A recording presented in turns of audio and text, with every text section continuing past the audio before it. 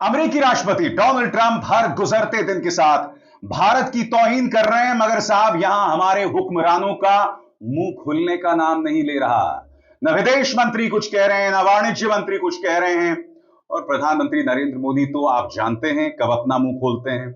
जी हां, किन मुद्दों पर अपना मुंह खोलते हैं। खबर क्या, मैं आपको बताता हूं।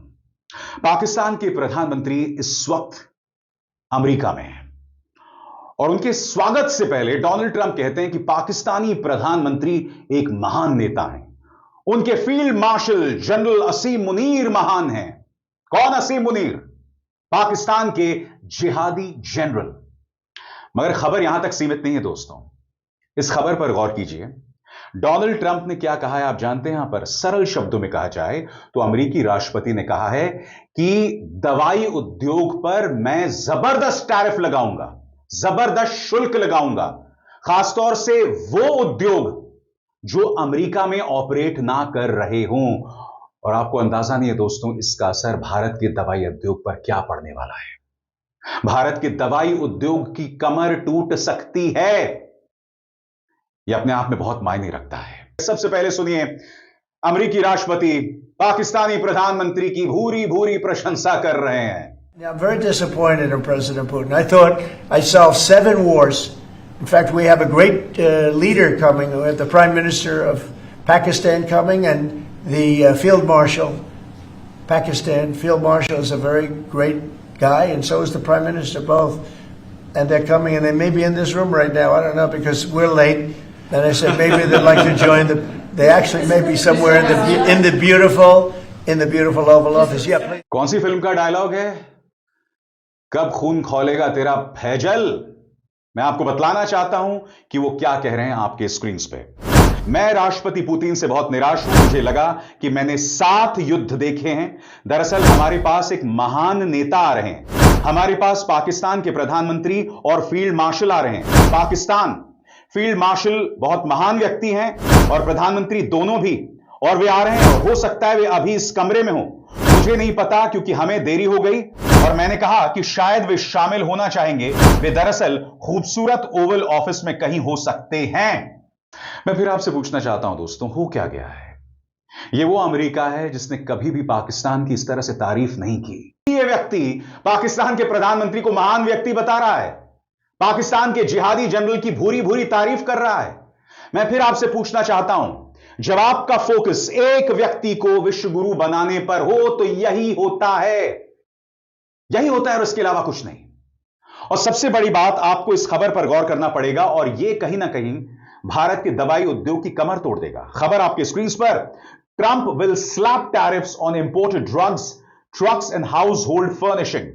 सरल शब्दों में खबर क्या है आपकी स्क्रीन पर। ट्रंप ने गुरुवार को ऐलान किया कि अमेरिका कुछ चीजों पर भारी भरकम टैक्स लगाने जा रहा है, जिसमें दवाइयां, बड़े ट्रक यानी सेमी ट्रक्स, किचन कैबिनेट और फर्नीचर शामिल हैं।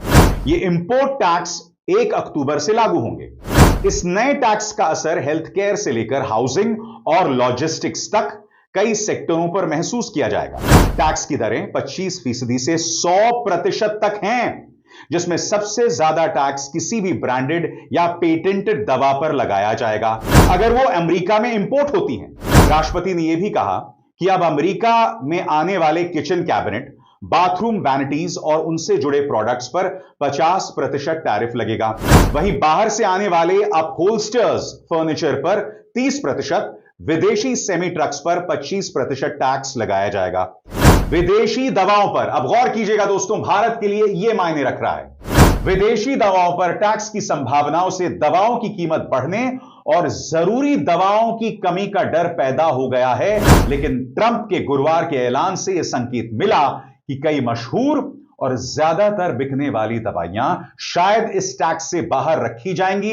इससे इनका असर कुछ हद तक कम हो सकता है। मगर इसमें दो राय नहीं है कि भारत पर इसका त्वरित और दूरगामी परिणाम होने वाला है। इन दोनों खबरों को देखिए।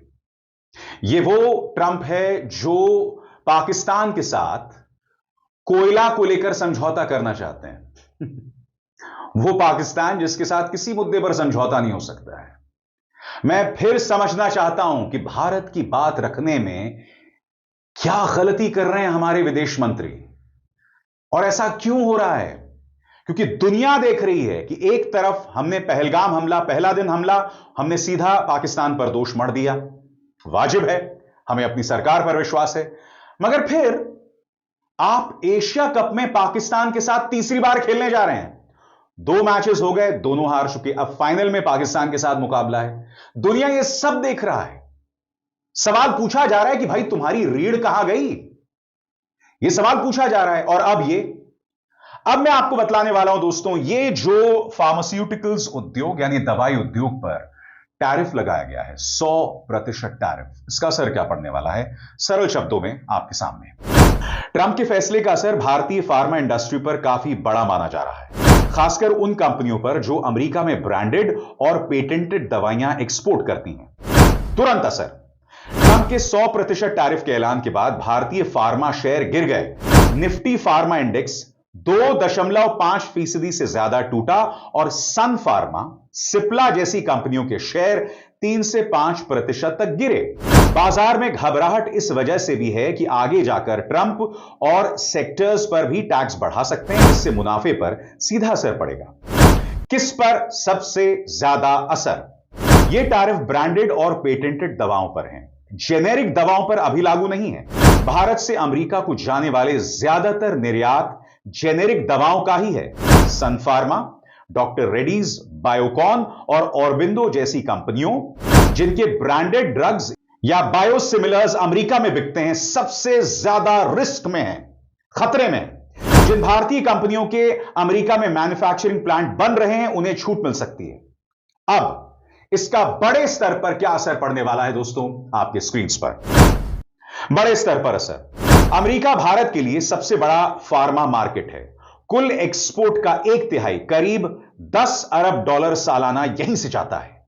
अभी जेनेरिक्स बचे हुए हैं, आम दवाएं बची हैं, लेकिन एक्सपर्ट्स चेतावनी दे रहे हैं कि भविष्य में उन पर भी टैक्स लग सकता है, जिससे भारतीय कंपनियों पर दबाव बढ़ेगा कि वे अमेरिका में ही प्रोडक्शन शुरू कर दें, जिससे लागत बढ़ेगी और समय भी ज्यादा लगेगा। सवाल यह दोस्तों कि अब आगे की क्या रणनीति है? क्योंकि देखिए, मैंने बताया जो आम दवाइयां हैं, जेनेरिक दवाइयां हैं, उस पर अभी असर नहीं है, यह मैंने स्पष्ट किया।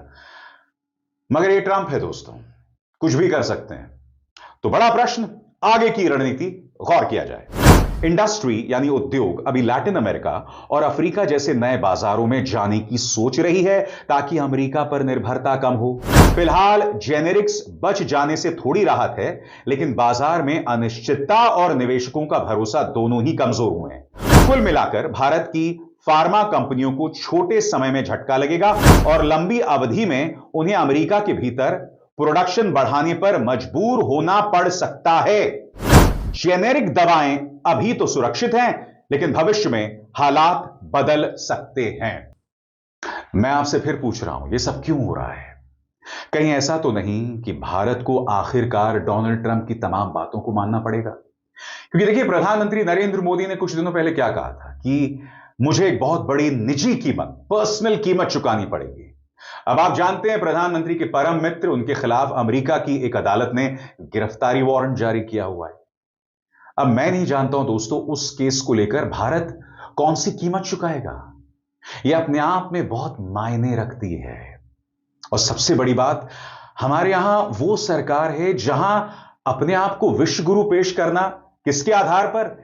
एनआरआईज को सामने इकट्ठा कर लो, मोदी मोदी मोदी करवा लो और आप विश्व गुरु बन गए। ऐसा नहीं होता है, ऐसा कभी नहीं होता है। भारत की विदेश नीति को ऐसी चुनौती कभी नहीं आई, क्योंकि कहीं ना कहीं अमेरिकी प्रशासन समझ रहा है, उस खोखलेपन को देख रहा है, हमारी इस सरकार के खोखलेपन को देख रहा है, जो अपने आप में बहुत शॉकिंग है।